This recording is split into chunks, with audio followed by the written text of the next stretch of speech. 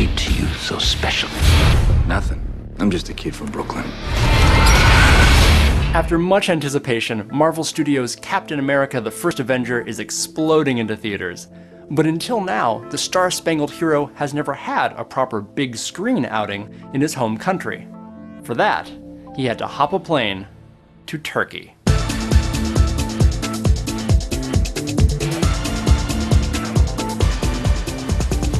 So get ready for a patriotic triple punch of red, white, and deja vu.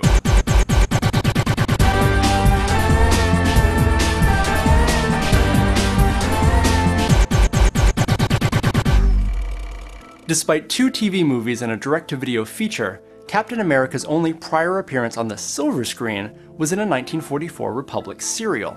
But in 1973, director T. Fikret Uçak sent him on a mission to Turkey to track down that diabolical supervillain with the red face, Spider-Man.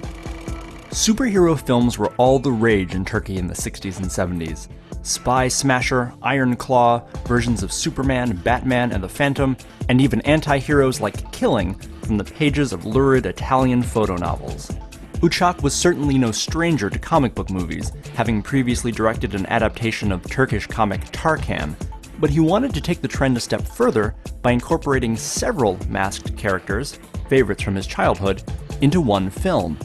The result was Erçtev Adam, 3 Mighty Men. It's a truly international affair, bringing to Turkey not only Captain America, but also famed Mexican wrestler El Santo. Fans will notice right off the bat that Captain America is missing his trademark shield and helmet wings, but the real aberration is the sinister Spider-Man.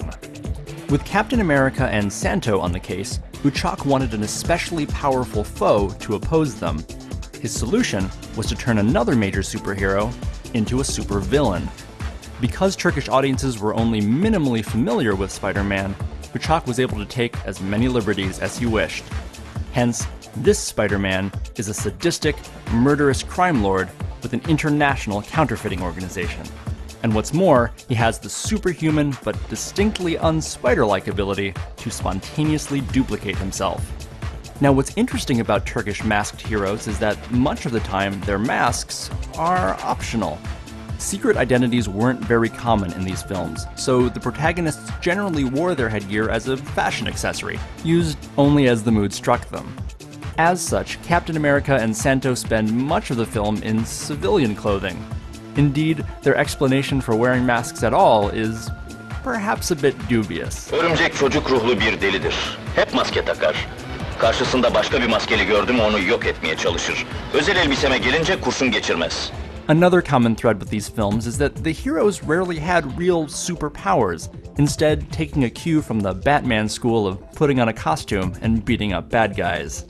And as was always the case with Yeşilçam cinema, the production's resources were extremely limited, and special effects that Hollywood took for granted had to be invented from the ground up. Star Aytekin Akaya describes a sequence in which bullets had to bounce off of Captain America's chest. Sonunda şeyin içine koyduk. Bu kamışlar var ya hani içine koyuyorsun, kamışın içerisine koyduk. Yakın şeyde mesafeden yapıyorsun, tak buraya vurup yere düşüyor, vurup yere düşüyor. O sahneyi öyle çektik. But with regard to the story, actor Doğan Tamer explains that the 4 necessary elements for a profitable Turkish action film were violence, sex, sadism, and heroism, and Erçtev Adam has them all in spades. Nevertheless, it took months for the movie to find success. Finally, Uçak rented a booth at a film festival where he found an international distributor who, among other feats, turned Erçtev Adam into the first Turkish movie sold in Tanzania. Happily, it did ultimately find an audience, because this is an absolutely over-the-top, fantastically fun film. I truly cannot recommend it highly enough. Unfortunately, the original negatives and film prints of Erçtev Adam were destroyed in a fire, and the only copies that remain had to be sourced from videotape. In fact, the first 16 seconds of the film were thought to be lost entirely until Onar Films discovered them on a 20-year-old Greek VHS and restored them for an official DVD release. That's the kind of dedication that keeps these films alive. Thanks so much for watching, and I'll see you next time.